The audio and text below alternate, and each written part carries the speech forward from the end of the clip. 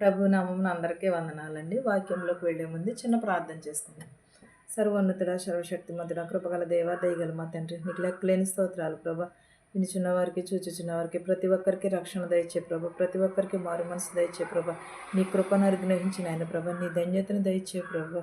మంచి నేలను పడిన విత్తనముల వలె ప్రభా మేము ఫలించుటకు సహాయం చేయమని అడుగుచున్నాం ప్రభా.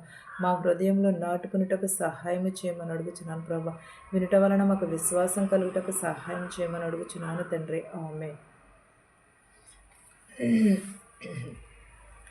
మొదటి తిమోతికి 4వ అధ్యాయం మొదటి నుంచి ఎలా వ్రాయబడి ఉన్నది కొన్ని వచనం చదువుతున్నాను. అయితే కడవరి దినములలో కొందరు అబద్ధికులు వేషధారుల వలన మోసపరచు ఆత్మల యందును దెయ్యముల బోధ యందును లక్ష్యముంచి విశ్వాస భ్రష్టులనందలగుదురు. ఆత్మ తేటగా చెప్పుచున్నది. ఎలాగో అయితే కడవరి దినములలో కొందరు అబద్ధ ప్రవక్తలు వస్తారు, వేషధారులు వస్తారు, మోసపూరితమైన ఆత్మ సంబంధులు కూడా వస్తూ ఉంటారు. కానీ దెయ్యములను బోధయ చేయుచున్నారు, లక్ష్యం ఉంచక విశ్వాస భ్రష్టుల గురించి మాత్రమే తేటగా చూచుకునుడే అని అంటున్నాడు. మనం ఎలా చూస్తున్నాము? మనం ఏం చేస్తామంటే ముందు మనకి వాళ్ళని అబద్ధ ప్రవక్తలు ఎవరో మనం తెలియక వారిని నమ్మేస్తాం. వారు నమ్మితే నిజమైన వారిని మనము నమ్మలేకపోతాము. ఎందుకంటే వాళ్ళు అబద్ధ ప్రవక్తలని మనం ముందే నిజమైన ప్రవక్తలని ముందే నమ్మి ఉన్నాం కాబట్టి వాళ్ళు అబద్ధ ప్రవక్తలు అయ్యారు. కడకే ఏం జరిగింది? ఆత్మ ఏదో విశ్వాసం ఏదో మనం తెలుసుకోలేకున్నాం కాబట్టి నిజమైన ప్రవక్తలు వచ్చినప్పుడు మనం మోసపోతున్నాము. అలా మోసపోకుండా అబద్ధమైన ప్రవక్తలు ఎవరో నిజమైన ప్రవక్తలు ఎవరో గ్రహించి మనము విశ్వాసం కలిగి ఉండమంటున్నాడు. అబద్ధికులు వాత చేవేయబడిన మనసాక్షి గలవారై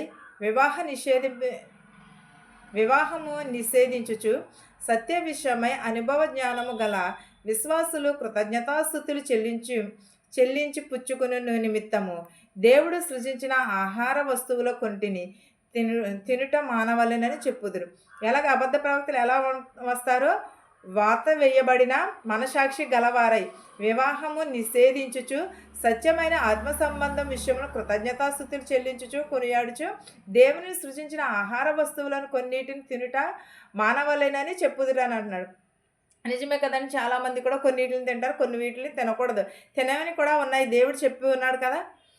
దేవుడు సృజించిన ప్రతి వస్తువును మంచిది, కృతజ్ఞతాస్థుతులు చెల్లించి పుచ్చుకున్న ఎడల ఏదియు నిషేధింపబడినది కాదు. ఏంటది? దేవుడు సృజింపబడిన ప్రతిదీ కూడా మంచిదే, కానీ కృతజ్ఞతాస్థుతులు చెల్లించి దేవునికి కృతజ్ఞత అర్పణలు చెల్లించి తినుట మంచిది అని అంటున్నాడు. నిషేధించినది కాదు. దేవుడు దేనిని కూడా నిషేధించలేదు. ప్రతిదీ తినవచ్చు అని అన్నాడు. కానీ పాపం అనే పండుని మాత్రమే తినవద్దని అన్నాడు. ఆ పాపం అది తినడం వలన ఏమైనది? పాపము ఈ లోకంలోనికి వచ్చి ఉన్నది. ఆ పండు తినకపోతే ఈ లోకంలోనికి పాపము రాదు, ఏమీ కూడా తెలియదు కూడా. మనకు పాపం అంటే ఏంటో కూడా తెలియదు. 5వ అధ్యాయం చూద్దాం. ఎలయనగా దేవుని వాక్యము వలనను ప్రార్థన వలనను పవిత్రపరచబడుచున్నది. ఎలాగ పవిత్రపరచబడుచున్నది? దేవుని వాక్యము వలన పవిత్రపరచబడుచున్నది, ప్రార్థన వలన పవిత్రపరచబడుచున్నది. మనం ఈ రెండు మానేస్తే ప్రార్థన లేని జీవితం. యేసయ్య అంటే ఎంతమందికి తెలుసు? మనలోని ఎవరికైనా తెలుసా? మనలోని యేసయ్య అంటే తెలుసుకోవడం అంటే ఏంటది? యేసయ్యని తెలుసుకోవడం అంటే ఆయన ఇచ్చిన ఆజ్ఞలను గైకొనడమే మనం యేసయ్యను తెలుసుకోవడము. మన ప్రార్థనా జీవితమును తెలుసుకోవడం, వాక్యమును అనుసరించటము, దేవుడిచ్చిన ఆజ్ఞలను గైకొనుచు ఈ సంగతులను సహోదరులకు వివరించిన ఎడల నీవు అనుసరించుచు వచ్చిన విశ్వాస సుబోధ సంబంధమైన వాక్యముల చేత పెంపారుచు క్రీస్తేసునకు మంచి కాపరివై ఉండువు. ఎలా ఉండుమండి? మనము మంచి కాపరమై విశ్వాసం ఉంచిన ఎడల, సహోదరిని ప్రేమించిన ఎడల, మంచి బోధన కలిగిన ఎడల మనము వాక్యం చేత పేరు పొందుచు క్రీస్తునకు మంచి కాపరులమై ఉందుమని అన్నాడు. మంచి కాపరులమై ఉంటున్నాము. మనం మంచి కాపరులమై ఉంటున్నామా? మంచి కాపరులు అంటే ఎలా ఉంటారు? మన సహోదరిని ప్రేమించడమే మంచి కాపరులము. మన సహోదరి ప్రేమ లేకపోతే మనకి ఏది కూడా మన దరికి రాదు. మన సహోదరి ప్రేమను కలిగి ఉండాలి. మనం మంచిని సంపాదించుకోవడం అంటే, మన ఇంటి వారు ఏదైనా ఒక మంచి కారు కొనుక్కున్నారనుకో, మనం కొనేంత వరకు మనకి ఎంతో ఆతృత. వాళ్ళు ఉన్నది కొనుక్కున్నారు, కానీ మనమైతే అప్పు చేసి కొనుక్కుంటున్నారు. రేపొద్దున కష్టాలు పడవలసింది ఎవరు? మనమే కదా.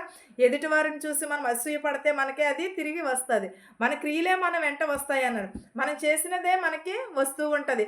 అలాంటి దానిని బట్టి మనం ఏం చేయాలంటే, మనం సహోదరుని ప్రేమ కలిగి ఉంటే మనకి ప్రతీదిగా మన తోటివారు మనము బాగుపడుతుంటే మనం ఓర్చలేని స్థితిలో ఉన్నామంటే అది తిరిగి మనకే వస్తూ ఉంటుంది.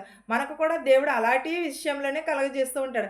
కానీ అపవిత్రములైన ముసలమ్మ ముచ్చట్లను విసర్జించే దైవభక్తి విషయంలో నీకు నీవే సాధకము చేసుకోవాలి. ఎలాగో దైవకమైన విషయంలో మనకు మనమే ముసలమ్మ ముచ్చట్లని వాళ్ళు ఇది కొనుక్కున్నారు, వాళ్ళు ఇది కొనుక్కున్నారు, లేకపోతే వాళ్ళు ఎలా చేస్తున్నారు వాళ్ళు మనము ఎదుటివారి సంసారంలోకి తొంగు చూడకోకుండా మన సంసారం ఏమిటనేది చూసుకోవడమే అసలైన సిసలైన దైవభక్తి.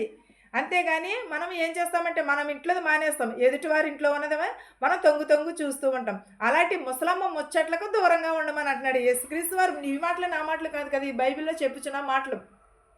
ముసలమ్మ ముచ్చట్లకు విసర్జించి దైవభక్తి కలిగి నీవే సాధకము చేసుకోమని అంటున్నాడు. వాళ్ళు అది కొనుక్కున్నారు, వాళ్ళు ఇది కొనుక్కున్నారు, వాళ్ళు పట్టు చీర కట్టుకున్నారు, వీళ్ళు కంచి పట్టు చీర కట్టుకున్నారు. ఇవే ఈ ఆడవాళ్ళకి ఏంటి, ఎవరికైనా. అదే మగవారైతే ఏం చేస్తారంటే వాడు కారు కొన్నాడురా, వాడు బండి కొన్నాడురా, ఈ ఆలోచనలే తప్ప కానీ మనమేంటి, మన పరిస్థితి ఏంటి, మన భవిష్యత్తు ఏంటి, మన పిల్లల పరిస్థితి ఏంటి, ఇలా అయిపోతుంది ఏంటి అని ఎవరికైనా ఉన్నదంటారా?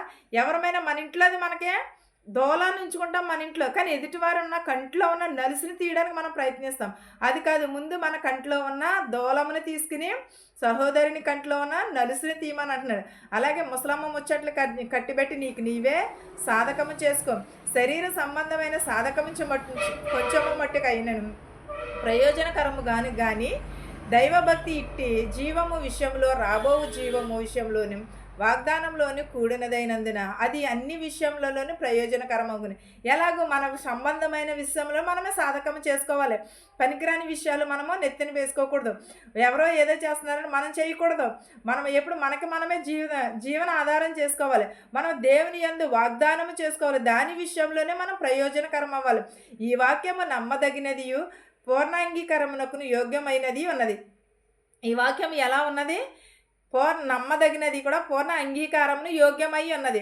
దేవుని వాక్యము నమ్మదగినది. ఆది యందు వాక్యం ఉండను, వాక్యమందు దేవుడు ఉండను, దేవుడే వాక్యమై ఉండేనని అంటున్నాడు. ఈ వాక్యంనే మనం ఎలా చేసుకోవాలి? సాధనకం చేసుకోవాలి, పరిపూర్ణత చేసుకోవాలి, నమ్మదగినది చేసుకోవాలి, యోగ్యమైనది అయి ఉండాలి. మనుషులందరికీ రక్షకుడని, మరి విశేషముగా విశ్వాసులకు రక్షకుడునై జీవము గల దేవుని యందు మనము నిరీక్షించి ఉన్నాము గనుక ఇందు నిమిత్తము ప్రయాసముతో పాటుపడుచున్నాము. ఎందు నిమిత్తము 10వ అధ్యాయంలో ఉన్నది. 1 తిమోతికి 4:10 అధ్యాయంలో రాయబడి ఉన్నదండి. ఇది మనుషులందరికీ రక్షణకును మరియు విశేషకమును విశ్వాసులకును రక్షకుడైన జీవం గల దేవుని యందు నిరీక్షణ ఉన్నది కనుక ఇందు నిమిత్తము మీరు ప్రయాసపడుచున్నారు. విశ్వాసము కలిగి దేవుని యందు మనం ప్రయాసపడితే దేవుడు ప్రయాసపడి భారము మోసుకున్న సమస్త జనులారా నా యొద్దకు రండి, మీకు నేను విశ్రాంతిని కలుగజేస్తానంటున్నాడు. మన శ్రమల నుంచి తప్పిస్తానంటున్నాడు, శోధనల నుంచి తప్పిస్తానంటున్నాడు. దేవుని యందు మనం ఏం కలిగి ఉండాలి? మనుషులందరికీ కూడా రక్షణ కలిగి ఉండాలని అంటున్నాడు, విశ్వాసము కలిగి ఉండాలని అంటున్నాడు. రక్షకుడైన జీవం కలిగిన దేవుని యందు మనము నిరీక్షణ కలిగి ఉండమని అన్నాడు. ఇందు నిమిత్తము మనకి ప్రయాసం అంతా కూడా పాడిన వలె తీసివేస్తానంటున్నాడు. ఈ సంగతులు నాకు ఆజ్ఞాపించి బోధించుచున్నాను అంటున్నాడు. ఈ సంగతులను మీకు నా ఆజ్ఞాపించి బోధించుచున్నాను మీకు అని అంటున్నాడు. దేవుడు ఇంత ఎలా బోధిస్తున్నాడు? మనం ఎంత నిర్లక్ష్యం చేస్తున్నామా? మన హృదయం ఎలా ఉన్నది? ఎప్పుడైనా పరిశీలన చేసుకుంటున్నామా? నీ భవనమును బట్టి ఎన్నడును నిన్ను తృణీకరింపనీయకుము కానీ మాటలోను, ప్రవర్తనలోను, ప్రేమలోను, విశ్వాసంలోను, పవిత్రతలోను విశ్వాసులకి మాదిరిగా ఉండవాలి. ఎలా ఉండాలి మనము?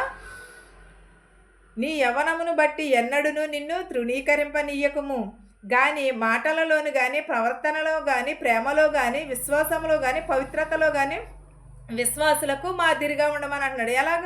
మన ప్రవర్తన యందు, మన ప్రేమ యందు, మనము ప్రతి దాని యందు కూడా మనల్ని చూసి నేర్చుకునే విధానముగా ఉండాలి తప్ప కానీ ఒకరు వేలెత్తి చూపే విధానముగా ఉండవద్దని అంటున్నాడు దేవుడు. నేను వచ్చే వరకు చదువుట ఎందును, హెచ్చరించుట ఎందును, బోధించుట ఎందును జాగ్రత్తగా ఉండుడి అని అన్నాడు. 13వ అధ్యాయంలో ఏమని అంటున్నాడు? నేను వచ్చే వరకును చదువుట ఎందును, హెచ్చరించుట ఎందును, బోధించుట ఎందును కూడా జాగ్రత్తగా ఉండమని అంటున్నాడు. పెద్దలు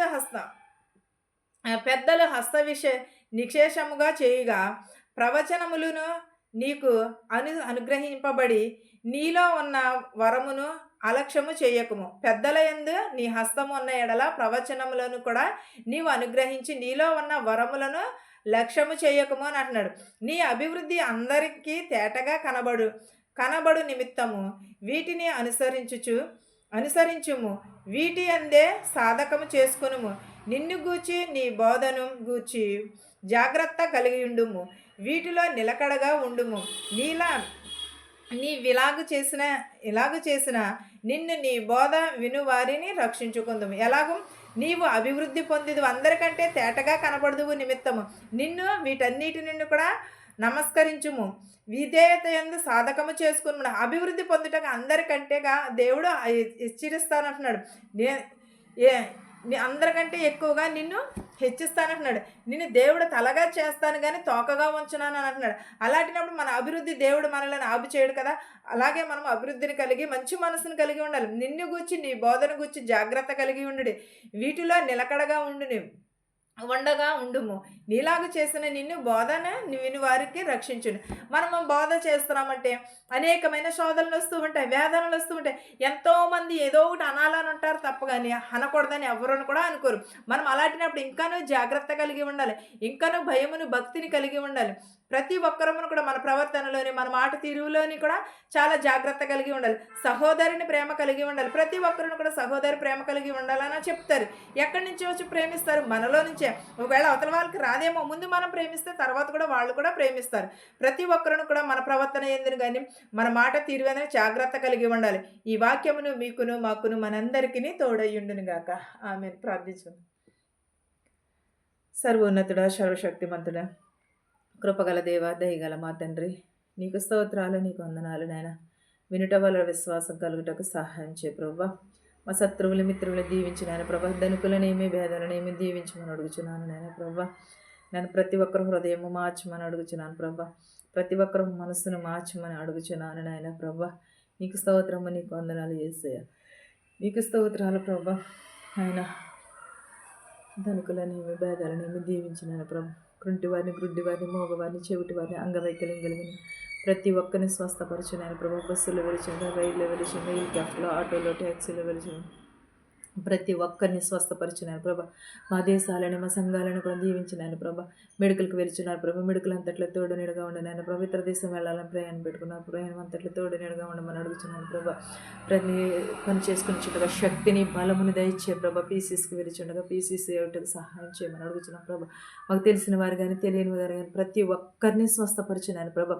ప్రతి ఒక్కరి కుటుంబంలో శాంతిని, సమాధానము దయచే ప్రభా. ప్రతి ఒక్కరికి ప్రభా నీ కృపను, నీ దయను దయచే ప్రభువా. మా దేశాలని, మా సంఘాలని దీవించిన ఆయన ప్రభువా. నాయన ప్రభా, అనేకమైన వ్యాధులతో, బాధలతో ఉన్నారు ప్రభా. వారన్నిటిని ముట్టి స్వస్థపరచు నాయన ప్రభువా.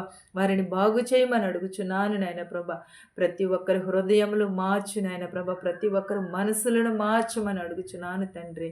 నా ప్రార్థనను అంగీకరించమని నజరేయుడని యేసునామములో అడుగు వేడుకొనుచున్నాను తండ్రి. ఆమేన్.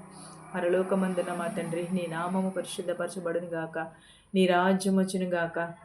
నీ చిత్తము పరలోకమందు భూవేందు నెరవేరినట్లును మానుదిన ఆహారం నేడు మాకు దయచేయము. మరణస్తులను మేము క్షమించిన ప్రకారము మరణములను క్షమించము. దుష్టు నుండి, శోధన నుండి తప్పించము. రాజ్యమును, శక్తియు, మహిమయు నిరంతరము నీవై ఉన్నావు మా తండ్రి. ఆమేన్. చూచుచున్న వారికి, వినిచున్న వారికి ప్రతి ఒక్కరికి మారు మనసు దయచేయమని అడుగుచున్నాను తండ్రి. ఆమేన్. ఆమేన్. అందరికీ వందనాలు.